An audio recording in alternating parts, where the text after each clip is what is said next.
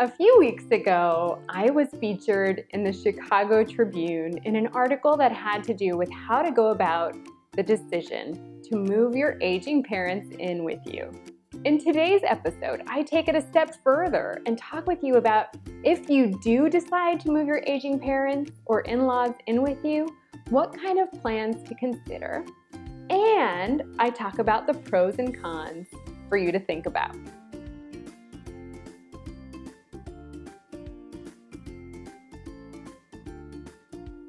Hello there. I am Dr. Regina Koepp, and this is the Caring for Aging Parents show. I'm a board-certified clinical psychologist, and I specialize in older adults and families. I help you manage the most complicated situations with your aging parents so that you have peace of mind knowing that you are doing everything you can to help your parents live their best lives without giving up your own life in the process.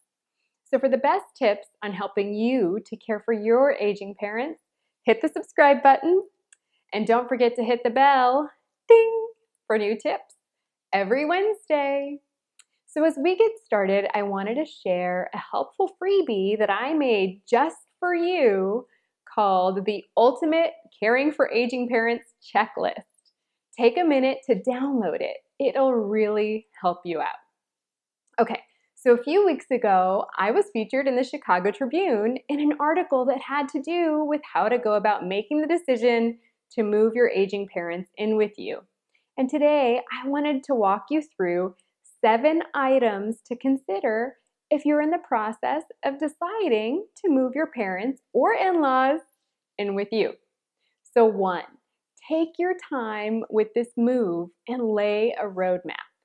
So sometimes crisis strikes and you have to act fast.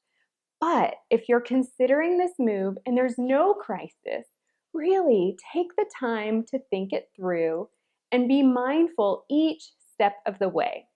So this includes many conversations with your spouse and your children, even many conversations with your parents if they're able, and maybe even conversations with your siblings. I'll be sharing tips next week on how to talk with your partner about moving your parents in with you.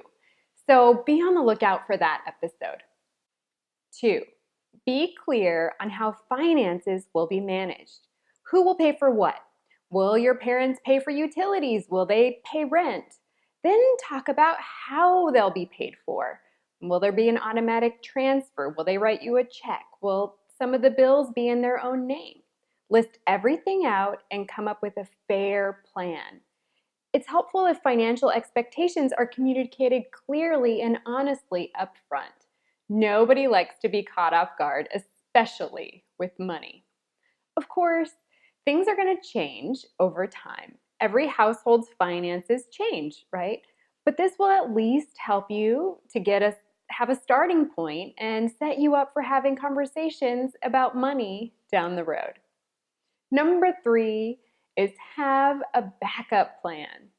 If you decide that your parents will move in with you, it can help at the outset to have a conversation with all of the adults in the home about something like, okay, we're going to do our best to make this work, though there may come a time that even with the best intentions, it's not working. And if that time comes, it will help to have a backup plan. So having a discussion about a backup plan in the beginning will make it easier down the road if the living situation needs to change. Okay, so a change in living situation often arises when the aging parent needs more care than the family can provide for, or needs more supervision to keep them safe, like if the person has dementia and they're wandering, or if they become agitated, or if the physical needs are too great for the caregiver, like the person needs to be lifted, but the caregiver can't do that. So backup plans don't have to mean moving your aging parents into a completely new location.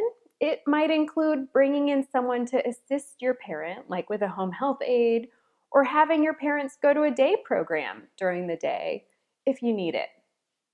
So number 4 is to come up with house rules. So these can include house quiet times, how meals will be handled, if house guests will be accommodated, who will pay for the meals for house guests, family vacations, what in the home can be redecorated, and so on. Okay, so let's pause here a minute. You might be thinking, really? House rules? Are you serious? I mean, this isn't college. And my answer to this is yes, house rules. You'll be surprised at how many conflicts arise when these items are not clear up front. 5, if you have other people in the home like children, prepare them ahead of time. So let kids know that grandparents will be moving in and let them know how things will be different. Keep the mood bright and hopeful and talk about some of the changes and also the benefits of having grandparents live with you. Number 6 is to give yourself some space and grace to adjust. Adjusting to your parents moving in with you will take time. This is a big emotional and practical change, and it's hard on even the healthiest of families.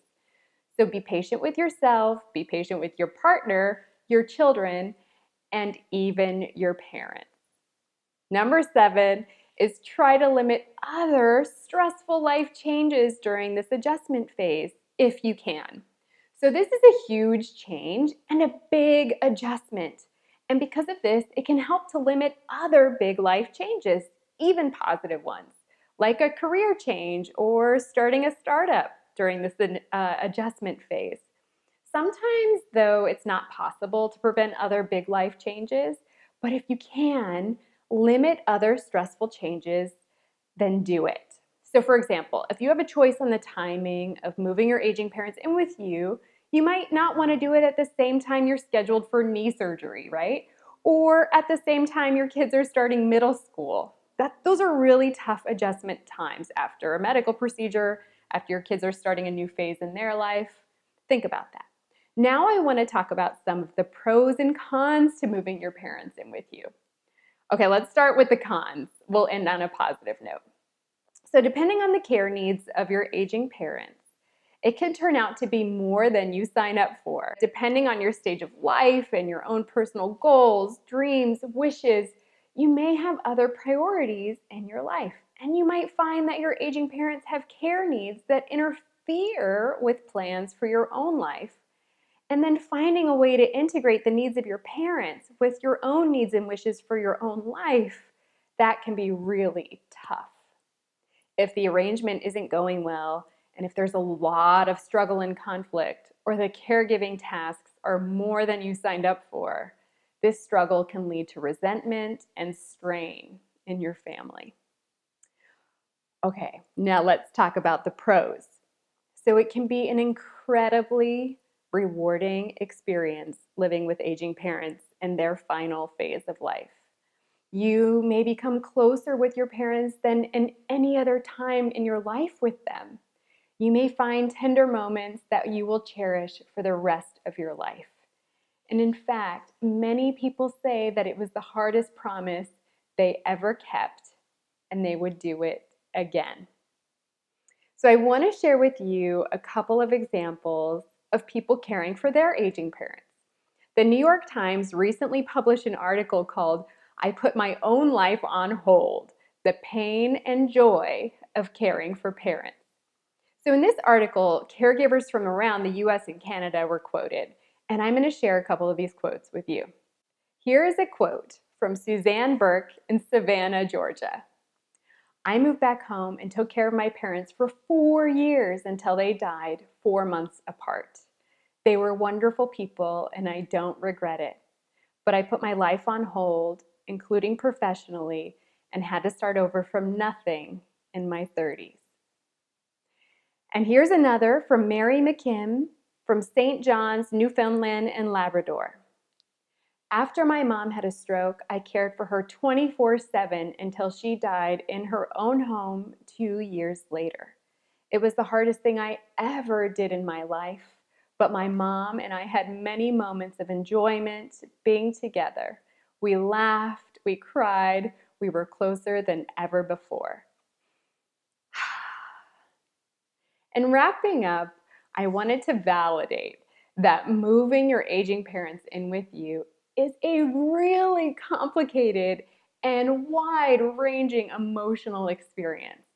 And this is where taking the time to plan and care for yourself and your own needs really needs to be a top priority. So if you're facing this possibility with your aging parents, please take the time to care for yourself. The more grounded you are, the more compassion and care you can give to others. So I talk a lot about self-care and so much more in my freebie, the Ultimate Caring for Aging Parents Checklist. So download it now, it will really help. And don't forget to share this video with your friends who are caring for their aging parents, because nobody should have to do this caregiving thing alone. Lots of love to you and your family. I'll see you next Wednesday, where I'll talk about what to do if you and your partner don't agree on moving your aging parents in with you. Bye for now.